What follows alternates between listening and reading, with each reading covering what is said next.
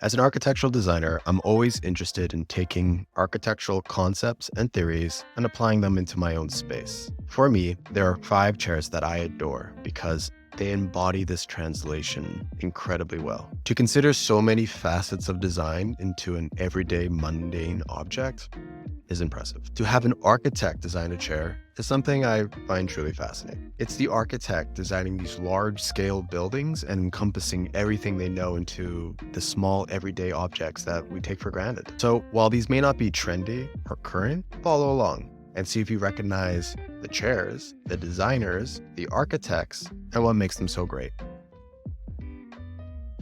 I remember the first time I saw this chair, I realized that its structure was a really clever way to contain the cushions. It was incredibly functional, but this is the designer's approach to his architecture as well. Le Corbusier was a champion of the modernist movement. Absent of ornamentation, this modernist movement put forth architectural marvels that prioritized function above all else. This was his influential residential buildings, his approach to a modernist church, and the ever-iconic Villa Savoy. Emerging during the modernist movement, Le Corbusier's chair also mirrored his approach. Introduced in the 1920s, this chair, along with the modernist approach to design, has lasted for 100 years. So, to those who refrain from ornamentation and prefer structural functionality, this chair is for you.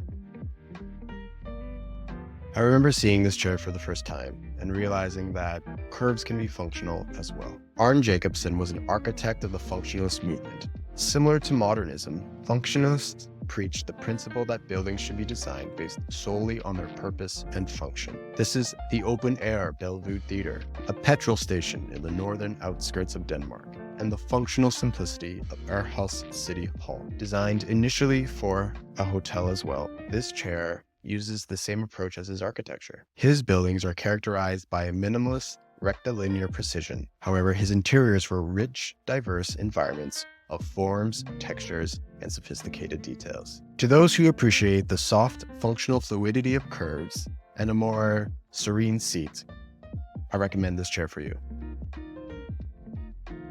This next chair surprised me the most, not because of its design, but who designed it. It's the master of concrete himself, Eero Saarinen. Eero Saarinen, another modernist, is known not just for his functional architecture, but the curves and form of his concrete.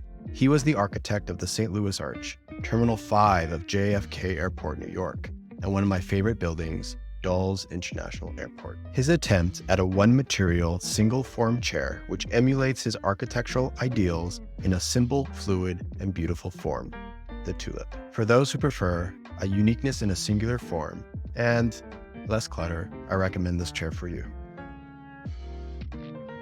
I feel like I always see this chair in lobbies, hotels, art galleries, and it's because it's so well refined in every facet of its design. This attention to detail and proportion was the modus operandi of the one and only Mies van der Rohe. Developing the international style, his architecture was mottoed after less is more. This is the open concept of the Farnsworth House, the disciplined proportions of the Seagram building, and the introduction of modernism to the world, the Barcelona Pavilion. The Barcelona Chair achieves the serenity of the line and refinement in proportions and material characteristics that Mies is just known for. So for those who have an eye for refinement, detail, and proportions, I recommend this chair for you.